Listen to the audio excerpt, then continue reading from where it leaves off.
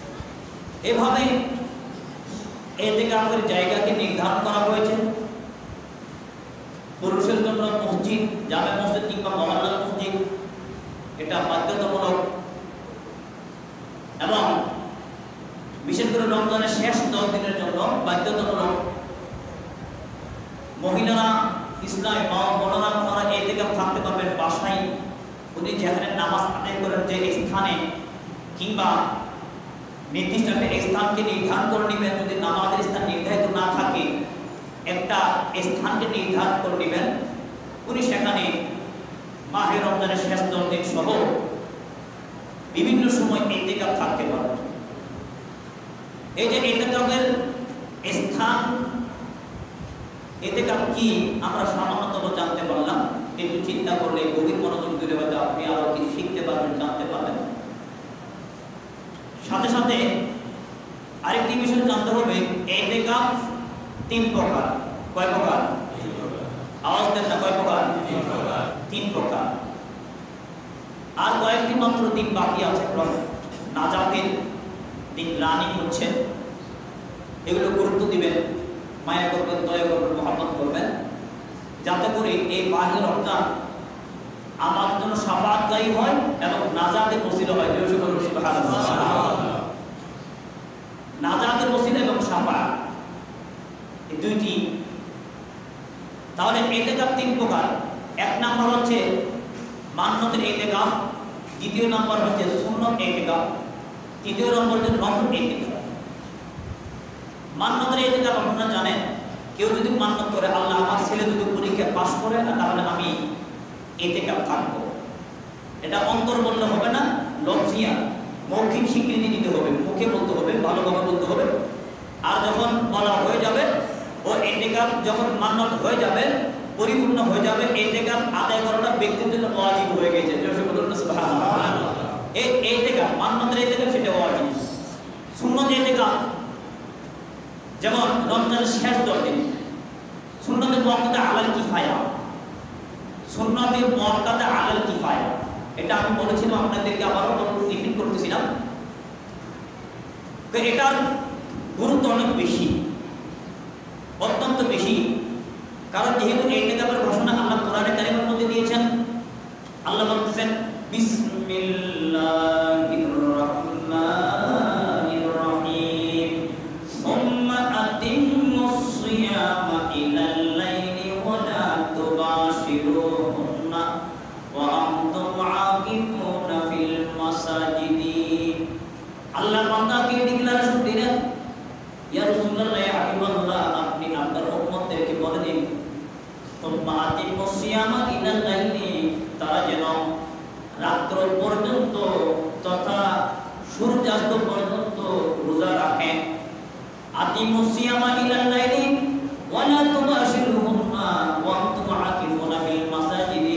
শুধু তাই নয়, ও আমার বান্দারা, তোমরা যারা রোজা আছো, রোজা থাকার পর যারা রমজানের শেষ 10 দিন ইতিকাফ থাকবে, তোমরা ইতিকাফ থাকা অবস্থায় স্ত্রী থেকে তোমরা দূরে থাকবে।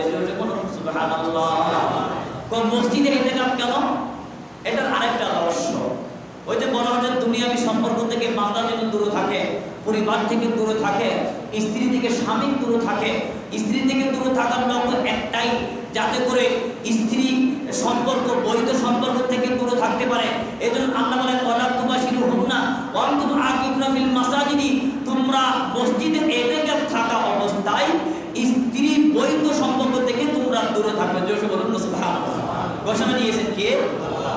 আর মসজিদে যদি থাকে তাহলে তো ওই ধরনের সম্পর্ক আসার কথা। এই জন্য মসজিদের লক্ষ্য দেখুন। এইভাবে আমার আল্লাহ কোরআনে কারিমের মধ্যে অন্যত্র জায়গায় আমারও বলেছেন। তা আমার বন্ধুরা, ইতিকাফের অনেক গুরুত্ব রয়েছে, অনেক ফজিলত রয়েছে। এটা হচ্ছে সুন্নত ইতিকাফ, বর্জন করার বাদ দেওয়ার কোনো সুযোগ নাই।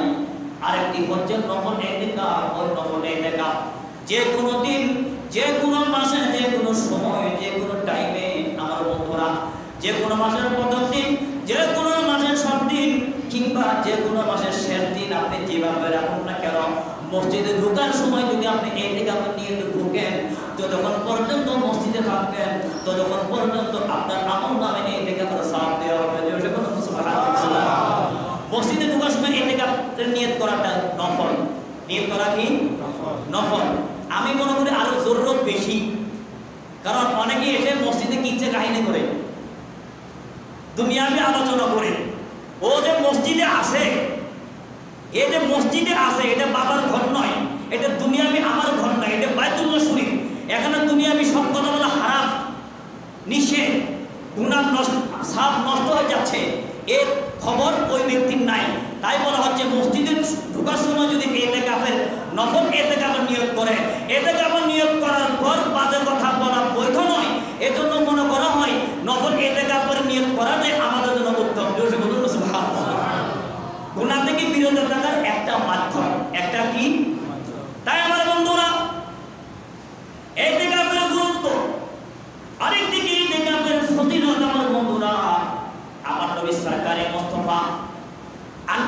হুরায়রা রাদিয়াল্লাহু তাআলা আনহু আন্না নাবিয়্য সাল্লাল্লাহু আলাইহি ওয়াসাল্লাম ফিল আশরিল আওয়াখির মিন রমাযান হাত্তা তাওফাহুল্লাহ। আন আবি হুরায়রা রাদিয়াল্লাহু আনহু হতে বর্ণিত, উনি বলেন সরকারে মুস্তাফা আন্না নাবিয়্য সাল্লাল্লাহু আলাইহি ওয়াসাল্লাম কানা ইতিকাফা ফিল আশরিল আওয়াখির। সরকার মদিনা সাল্লাল্লাহু আলাইহি ওয়াসাল্লাম মিন রমজানের শেষ 10 দিন রোজা রাখতেন, হাত্তা তাওফাহুল্লাহ, যতক্ষণ পর্যন্ত ওনার জাহিরি জিন্দেগি শেষ হয় নাই ততক্ষণ পর্যন্ত মদিনা শরীফে উনি রমজানের শেষ 10 দিনের ইতিকাফ উনি কখনো বাদ দেয় নাই। জোরে বলুন না আলহামদুলিল্লাহ। অর্থাৎ আল্লাহর নবী মাঝে মাঝে কিছু কাজ করতেন, কিছু কাজ করতেন না। কানা ইয়াফআলু শাইআ ও কানা ইয়াতরুকু, উনি কখনো কোনো কাজ করতেন, কোনো কাজ বাদ দিতেন। কিন্তু বলা হচ্ছে যখন উনি মক্কা থেকে মদিনা চলে গেলেন, ওনার জীবনের শেষ পর্যন্ত মসজিদে নববীর মধ্যে উনি শেষ 10 দিন রোজা রাখতেন, ইতিকাফ রাখতেন। জোরে বলুন সুবহানাল্লাহ। শুধু তাই না বন্ধুরা, সরকারে মদিনা প্রথম 10 দিন ইতিকাফ শুরু করে দিলেন। আমার নবী সরকারে মুস্তাফা রমজানের প্রথম 10 দিন ইতিকাফ শুরু করলেন। ইন্নাহু আলাইহিস সালাম লাম্মা ইতিকাফা ফিল আশরিল আওয়ালি ওয়া লাম্মা ইতিকাফা ফিল আশরিল আওসাতি। সরকারে মুস্তাফা প্রথম 10 দিন রোজা রাখতেন। প্রথম 10 দিন শেষ হয়ে গেল, আমার নবী আবার মাঝখানে 10 দিন রোজা রাখা শুরু করে দিলেন। মাঝখানে 10 দিন যখন রোজা রাখলেন, আতাহু জিবরিল আলাইহিস সালাতু ওয়াস সালাম, জিবরিল আমিন হাজির, জিবরিল আমিন নবীর দরবারে হাজির হয়ে গেলেন এবং বললেন তাতলুবু আমামাকা ইয়ানি লাইলাতুল কদরি ইমতাকিফ ফিল আশরিল আওয়াখির। জিবরিল আমিন হাজির হলেন। জিবরিল আমিন বলে ইয়া রাসূলুল্লাহ, আপনি প্রথম 10 দিন ইতিকাফ রাখলেন, আবার দ্বিতীয় 10 দিনে আপনি ইতিকাফ শুরু করে দিয়েছেন। আমি জানি আপনি কেন ইতিকাফ রাখতেছেন। আপনার একটাই উদ্দেশ্য, আপনি যেন লাইলাতুল কদরকে ধরতে পারেন। জোরে বলুন সুবহানাল্লাহ। জিবরিল আমিন বলে ইয়া রাসূলুল্লাহ, তাতলুবু আমামাকা ইয়ানি লাইলাতুল কদর। ইয়া রাসূলুল্লাহ, আপনি যেন লাইলাতুল কদরের মাহাত্ম্য ধরতে পারেন, এইজন্য প্রথম 10 দিন ইতিকাফ রাখলেন, দ্বিতীয় 10 দিন ইতিকাফ রাখলেন। কিন্তু আমি জিবরিল আপনাকে বলে দিচ্ছি ইয়া রাসূলুল্লাহ, ইতিকাফিল আশরিল আশরুল আখির, আমি একথা আপনাকে বলে দিচ্ছি ইয়া রাসূলুল্লাহ, প্রথম 10 দিন চলে গেল, দ্বিতীয় 10 দিন চলে গেল, সেখানে লাইলাতুল কদর আপনি পাবেন না। আপনি শেষ 10 দিন ইতিকাফ রাখুন, শেষ 10 দিনের মধ্যে আপনি লাইলাতুল কদর পেয়ে যাবেন। জোরে বলুন সুবহানাল্লাহ। তাই হাদিস শরীফের প্রমাণ এটাই করে যে ব্যক্তি ইতিকাফ থাকবেন শেষের 10 দিন, শেষের 10 দিন, ওই ব্যক্তি 100% লাইলাতুল কদর পেয়ে যাবে। জোরে বলুন সুবহানাল্লাহ। উনি লাইলাতুল কদর পেয়ে যাবেন, উনি লাইলাতুল কদরের ফজিলত পাবেন, লাইলাতুল কদর উনি দেখতে পাবেন। সেটা বরকত কি শুধু তাই নয়, উনি যদি সত্যিকার অর্থে কোরআন তেলাওয়াত করতে থাকেন, নফল নামাজ পড়তে থাকেন, ইতিকাফ অবস্থায় উনি যদি শরীয়ত যে সমস্ত নির্ধারণ করে দিয়েছেন, নীতি নির্ধারণ করে দিয়েছেন, যদি সেগুলো মান্য করেন, একটা পর্যায়ে দেখা যাবে কোরআন তেলাওয়াত করতে করতে, তাহাজ্জুদের নামাজ পড়তে পড়তে উনি আল্লাহর নবীর দিদার পেয়ে যাবেন। সুবহানাল্লাহ। এরকম অনেক প্রমাণ আছে। তাই আমার বন্ধুরা, ইতিকাফের গুরুত্ব অনেক বেশি।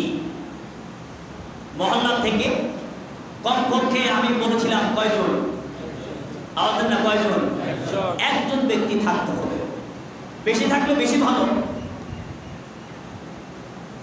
তখন যিনি একজন আছেন ওনার থেকে একটু আনন্দ উল্লাস হবে, ভালো লাগবে যে আমার সাইড ম্যান আছে, এবাদত আছে। কারণ মসজিদের নববীতে আপনারা যাদের নসিব হয়েছে কিনা আমি জানি না, যারা মসজিদের নববীতে ইতিকাফ থেকেছেন, দেখা যাচ্ছে শুধু শেষের 10 দিন নয়, গোটা মসজিদের নববী ইতিকাফকারীদের দ্বারা ভরপুর হয়ে যায়। জোরে বলুন সুবহানাল্লাহ। এখানে একজন দুইজনের সুযোগ নেই, অনেক বেশি। তাই এই শিক্ষা দিচ্ছে যে একাধিক ব্যক্তি থাকতে পারবে, তাতে আনন্দের বিষয়, গুনাহ মাফের বিষয় কমপক্ষে একজন থাকতেই হবে। কারণ যেহেতু সরকার মদিনা, উনি এতেকাফ বাদ দিতেন না, এতেকাফ অবস্থায় উনি বাইরে যেতেন না। মা আয়েশা সিদ্দিকা রাদিয়াল্লাহু আনহা বলেন, আর আয়েশা রাদিয়াল্লাহু আনহা বলেন, কারণ নবী সাল্লাল্লাহু আলাইহি সাল্লাম লা ইউদখিলু আলাইয়া রাসাহু, আল্লাহ নবী মসজিদে নববীতে এতেকাফ আছেন, জিলুহু, আল্লাহ নবী মসজিদে নববী থেকে এতেকাফ অবস্থায় উনি মাথাকে বের করে দিতেন। লা ইউদখিলু রাসাহু আলাইয়া রাসাহু, উনি মাথা বের করে দিতেন, আর আমি আমার নবী মুস্তাফার মাথার চুলকে আমি চিরুনি করে দিতাম। জোরে বলুন সুবহানাল্লাহ। তার মানে নবীর ঘর আর মসজিদের নবী লাগালাগি। আলহামদুলিল্লাহ বলবেন না? ও আপনারা তাকি কোন আয়েশা সিদ্দিকা রাদিয়াল্লাহু আনহা বলেন, আমার নবী এতেকাফ থাকা অবস্থায় ঘর এত কাছে, কিন্তু উনি ঘরে যেতেন, আমি ঘর থেকে মাথার চুল ওনার বিন্যাস করে দিতাম, আমি মুছে দিতাম। তাই আন আলী ইবনে হুসাইন রাদিয়াল্লাহু আনহু আন আবিহি قال قال رسول الله صلى الله عليه وسلم من اعتكف في العشر الأواخر من رمضان أو في رمضان كحجتين وعمرتين الحمد لله. হযরত আলী ইবনে হুসাইন ইবনে আলী আন আবিহি, হুসাইন ইবনে আলী তিনি তার পিতা থেকে বর্ণনা করেছেন, সরকারে মুস্তাফা ওনার নুরানি জবানে বলেছেন, যে ব্যক্তি মাহে রমজানের শেষ 10 দিন রোজা রাখবে, ওই ব্যক্তির আমলনামায় 2টি কবুল হজ্জের সওয়াব আর 2টি উমরার সওয়াব ওই ব্যক্তিকে দেওয়া হবে। দেখুন, তাহলে দেখা যায় যারা মক্কায় যাওয়ার সুযোগ নাই, মদিনা যাওয়ার সুযোগ নাই, হজ করার সুযোগ নাই, আমার নবী ওনার নুরানি জবানে রাবীদের মাধ্যমে বলে দিয়েছেন, ওগো আমার সাহাবারা তোমরা ঘোষণা করে দাও, যে ব্যক্তি রমজানের শেষ 10 দিন রোজা রাখবে, ওই ব্যক্তির আমলনামায় 2টি হজ্জের সওয়াব দেওয়া হবে এবং 2টি উমরার সওয়াব দেওয়া হবে। আপনি বান্দা কি চান? এই জন্য দেখা যায় এতেকাফ যারা এই ফজিলত বুঝে না, ওনারা এতেকাফ থেকে দূরে। অনেক ব্যক্তি আছেন দেখবেন অনন্ত তামাশা করে আপনার বিভিন্ন মাঠে ময়দানে হোটেলে বসে বসে গীবত হিংসা সারা রাত বিভিন্ন খারাপ কাজে লিপ্ত, কবিরা গুণে লিপ্ত, সগীরা গুণে লিপ্ত, মিথ্যায় লিপ্ত। কিন্তু যখন বলা হয় ভাই বাইতুল শরীফে একটু কিছুক্ষণ অবস্থান করেন, মনে হয় মাথা খারাপ হয়ে যাবে, আযান দিলে যেমন শয়তান পালা, সব কাজ দেখলে সেই পালিয়ে যায়। এরকম আছে কিনা বন্ধুরা? রাজি না। আর মসজিদে আসলে তো অবস্থা আরো বেশি খারাপ। হুজুর কখন শেষ করবে, আপনার টিউশনি করলে যেভাবে ঘড়ির দিকে তাকিয়ে থাকে, ওই ঠিক সেভাবে ঘড়ির দিকে নজর দিবে। কিন্তু অথচ কোরআন হাদিস বলতেছে যতক্ষণ বাইতুল শরীফে আসে ততক্ষণ বান্দার গুনাহ মুক্ত হতে পারবে, বাইরে গেলে যুক্ত, ভিতরে আসলে মুক্ত। কিন্তু হ্যাঁ, আমার আল্লাহ তো এই কথা বলে নাই বান্দা সারাদিন মসজিদে থাক। আল্লাহ বলেছেন বান্দা তুমি মসজিদ থেকে বের হয়ে যাও, মসজিদ যেভাবে ইবাদত, পেটের জন্য রিজিকের তালাশ করে সেটাও ইবাদত। জোরে বলুন না সুবহানাল্লাহ। কিন্তু এই ঘড়ি থেকে তো লাভ নাই। আপনার যদি জিকির আজকাল করেন, তসবিহ পড়েন, আপনার গুনার গাঁটটি হালকা হয়ে যাচ্ছে। শুধু তাই না, আমার বন্ধুরা, হাদিস শরীফে আছে এতেকাফকারীর আরো অনেক ফজিলত আছে। উনি যখন আল্লাহকে ভালোবাসার জন্য, নবীকে ভালোবাসার জন্য মসজিদে এতেকাফ থাকবেন, আনিল যুনুবি আজরিল্লাহ বলা হচ্ছে, আনিল যুনুবি আজরিল্লাহ। আমার বন্ধুরা, মসজিদের মধ্যে থাকার কারণে, ইবাদত করার কারণে, ইবাদত এতেকাফ থাকার কারণে আমার আল্লাহ দেখা যায় যারা মসজিদে থাকতে পারে না, বিভিন্ন ইবাদতের মধ্যে লিপ্ত আছে, ওই সমস্ত ব্যক্তিরা যত ইবাদত করতেছিলেন আর মসজিদে থাকার পর উনি যেহেতু ইবাদত তেমন করার সুযোগ পাচ্ছেন, আমার বন্ধুরা বলা হচ্ছে মসজিদে থাকার পর যদি অসুস্থ থাকার কারণে ইবাদত করতে না পারে আমার বন্ধুরা, কিন্তু ওনার আমলনামায় গোটা এলাকাবাসী যদি ইবাদত করতেছে, ওই ইবাদতের গাঁটটি ওই আমলনামায় আমার আল্লাহ দিয়ে দিবেন। সুবহানাল্লাহ। উনি মূল কথা গুনাহ থেকে সম্পূর্ণ মুক্ত, একবারে সম্পূর্ণ। আল্লাহ তাকে গুনাহ থেকে মুক্ত করে দিয়ে ওই ব্যক্তিকে মাসুম করে দিবেন এবং ওই ব্যক্তির ওসিলায় গোটা এলাকাবাসী গুনাহ থেকে মাহফুজ হবে। জোরে বলুন সুবহানাল্লাহ। অতএব আবেদন রাখবো আমার বন্ধুরা, এটাকে আপনি কিছুটা গুরুত্ব হয়তো বুঝতে পেরেছেন। সুন্নত মান্যতের এতেকাফের জন্য রোজা রাখা বাধ্যতামূলক। রোজা ছাড়া এতেকাফ আদায় হবে না, রোজা শর্ত। কিন্তু হ্যাঁ, নফল এতেকাফের জন্য রোজার কোনো দরকার নাই। কোনো ব্যক্তি এতেকাফ আছেন, এতেকাফ অবস্থায় কোনো অবস্থা খারাপ, কোনো অসুস্থ, হসপিটাল নিয়ে যাওয়া হলো, এতেকাফ ভেঙে গিয়েছে। আর যে এতেকাফটা ভেঙে গিয়েছে ওই এতেকাফটা পরবর্তী কাজা আদায় করাটা উচিত। ওই ব্যক্তিকে কাজা আদায় করে দিতে হবে এবং ওই ব্যক্তিকে তখনও রোজা রাখতে হবে। জোরে বলুন সুবহানাল্লাহ। এটা একটা মাসআলা লাগে। আর আমি ওই দিন আপনাদেরকে বলেছিলাম, এতেকাফ অবস্থায় শুধু টয়লেট, ইস্তেনজা, প্রস্রাব, পায়খানা, ওযু, গোসল ছাড়া, এটা প্রকৃতির ডাক ছাড়া, বিশেষ জরুরত ছাড়া মসজিদ থেকে বের হওয়া জায়েজ নাই। বলুন না, জায়েজ নাই। হ্যাঁ, যদি জুমা মসজিদ না হয়, ইবাদতখানা হয়, যেখানে একজন ইমাম আছে, একজন এতেকাফের জন্য একজন ইমাম মুয়াজ্জিন থাকতে হবে এবং 5 ওয়াক্ত নামাজ চলে, ওই ধরনের মসজিদ হতে হবে। 5 ওয়াক্ত নামাজ হয়, ইমাম মুয়াজ্জিন নির্ধারিত আছেন, এবং যদি দেখা যায় কোনো কারণবশত জুমা হচ্ছে না, তাহলে হ্যাঁ, শরীয়ত বলতেছে উনি জুমার জন্য মসজিদ থেকে বের হতে পারবে। জোরে বলুন সুবহানাল্লাহ। কিসের জন্য? জুমার জন্য। এই সমস্ত টুপিটাকে বিষয়গুলো বেশি কঠিন না, উনি চাইলে রাখতে পারবে। এই জন্য শরীয়ত বলতেছে এতেকাফের জন্য বালেগ হওয়া শর্ত নয়। নামাজ রোজা যেভাবে নাবালেগ সন্তান রাখতে পারে, এই ধরনের ছেলেরাও এতেকাফ থাকতে পারবে। কিন্তু হ্যাঁ, কোরআন তেলাওয়াত, নামাজের কিছু পদ্ধতি জানা এবং এই ধরনের জিনিসগুলো যে এতেকাফ অবস্থায় কি কি করা যায় না, সেগুলো কোরআন জানা দরকার। আল্লাহ সুবহানাল্লাহ আমাদের প্রত্যেককে যদি এতেকাফ থাকতে না পারি, এতেকাফের বরকত আমার সকল মুসলিম ভাইদের আল্লাহ কপালে বসে প্রচুর বলুন আমিন। আমার বন্ধুরা, যিনি এতেকাফ আছেন ওনাকে ইহতিরাম করবেন, মহব্বত করবেন, তাওয়াজ্জু করবেন, কারণ উনি কিন্তু আমাদের পক্ষ থেকে আছেন। সেটা চিনি ইনকানা আয়ু শখসি, সেটা যেই হোক না কেন, তার এলাকার দায়িত্ব তাজিম করা, কথার মাধ্যমে মহব্বত করা, আপনার যতটুকু পারেন তাকে সামর্থ্য অনুযায়ী তুহফা দিবেন, হাতিয়ে দিবেন, যাতে তার দুনিয়া ও আখিরাত উভয় কল্যাণ করা হয়। বলুন আমিন। সাল্লাল্লাহু আলাইহি ওয়া সাল্লাম।